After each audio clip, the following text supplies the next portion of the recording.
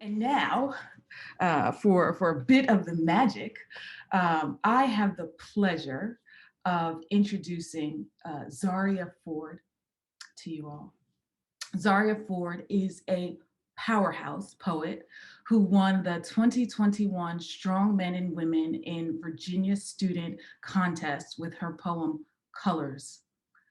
She's a junior at Rockridge High School and has studied at JMU's Furious Flower Poetry Center, the nation's first academic center dedicated to serving, supporting, and inspiring Black emerging poets.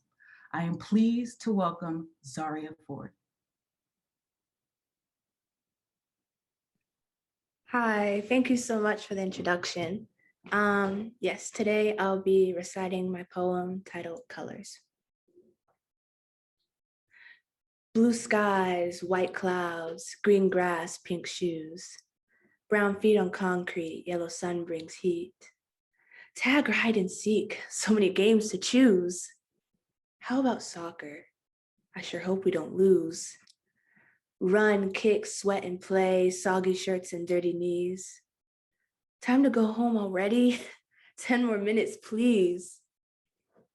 Mom buys me ice cream at the McDonald's drive-thru. With all this wonderful weather, my day can't get any better. Tucked in and a kiss goodnight, warm milk puts me at ease. When I grow up, I'll play forever and nobody can stop me.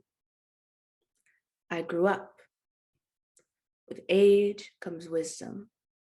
With wisdom comes power. With power comes responsibility. A sad reality visited me. Outdoors turned to cold floors, smart boards, and numbered doors. Fun and play turned to dreary hallways, child prodigies and bums array. Welcome to my 8th grade. Same bullies, new words.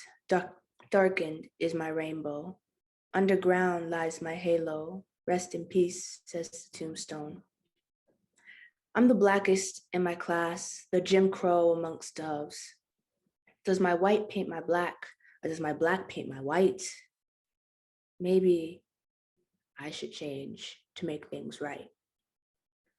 Straight hair, skinny bones, blue eyes, and new clothes. I do my best to fit in, but sometimes I forget my skin tone. Class, today we're learning about slavery. I feel curious eyes turn to me. Up and down they look, every nook and cranny, thinking about where I would be in that history. Questions fall like raindrops in a hurricane. Are those extensions? Can you let me say the N-word? Your braids make you look like an alien, like the one from The Predator. Your hair looks so soft. Can I touch it? Wow, feels like a cloud. If I had hair like yours, I'd be proud. Shot dead every day, a zombie crawling out of its grave. Every bullet takes a bit of black with it. Lacking knowledge in my culture, it's a deficit. Dark is bad. Lighten up. You're too young to be thinking about this stuff. Think about lipstick and makeup, iPhones and toys, manicures and pedicures, and joy. Well, what about the darkness and light? The death and life, dread and love, murder. Police on the streets could kill my family and me, and I can't remember my skin color. With age comes wisdom. With wisdom comes power. With power comes responsibility. A new reality visited me. Reflection, connection, meditation. Colors coming back to me. My grayscale world I no longer see. Writing is my therapy. My thoughts begin to speak. I hear and understand how depressed I used to be. Red, purple, green, blue, yellow, cyan, and orange. Once a rainy day with dismay is engulfed in a color explosion. Living in different worlds makes me wiser now. And with this new power, I hereby vow to remember who I am. Don't worry what others think. Black isn't bad. The opposite, really. It's bold. It's beautiful and unique.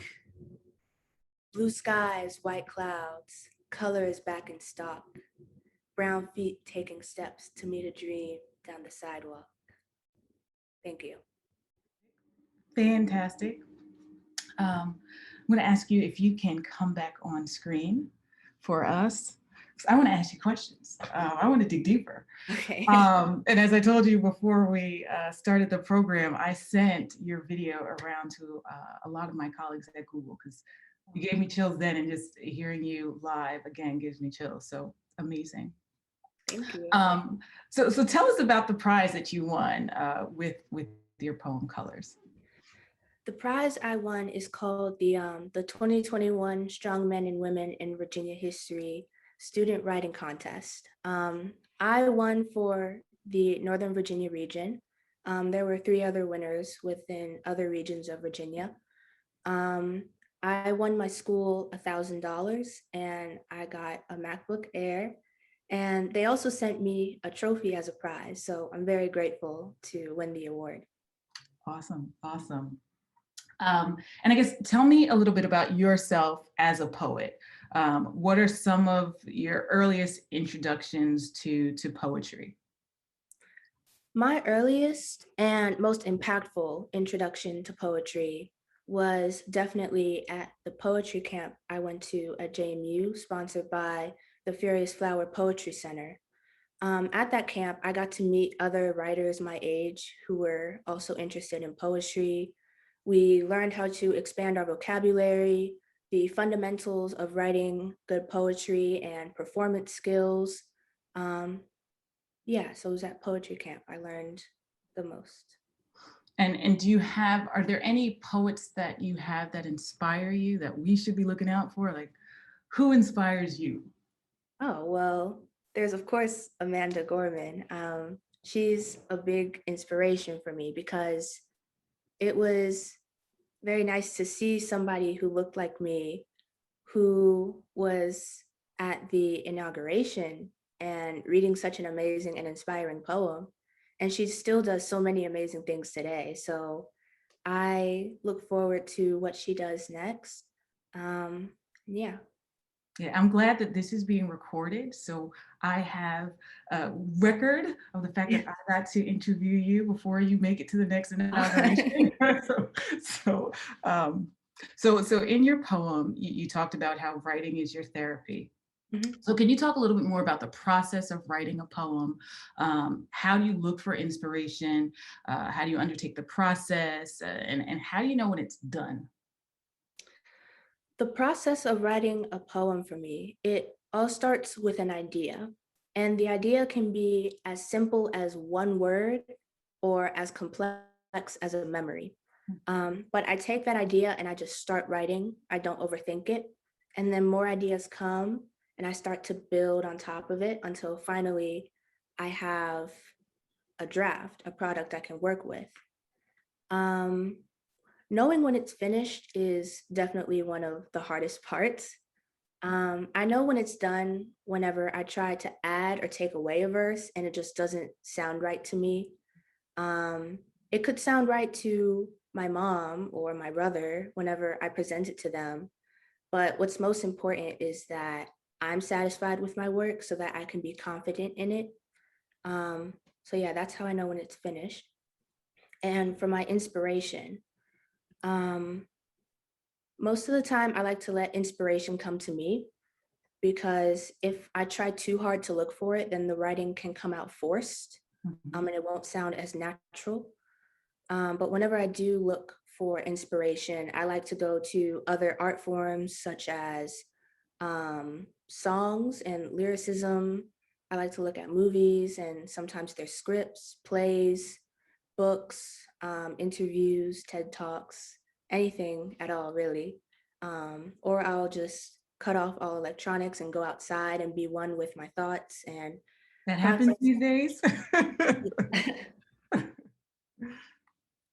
Um, so a couple more questions for you. Okay. So how did writing a poem about your experience growing up in a predominantly white classroom make you feel? It was and very expressing that. therapeutic. Yeah, as I mentioned in the poem as well, it was very therapeutic. It was wonderful to get to take an experience that bothered me so much and to turn it into something positive. Um, it's almost bittersweet because I'm glad that so many people can understand how I feel because then I don't feel as alone.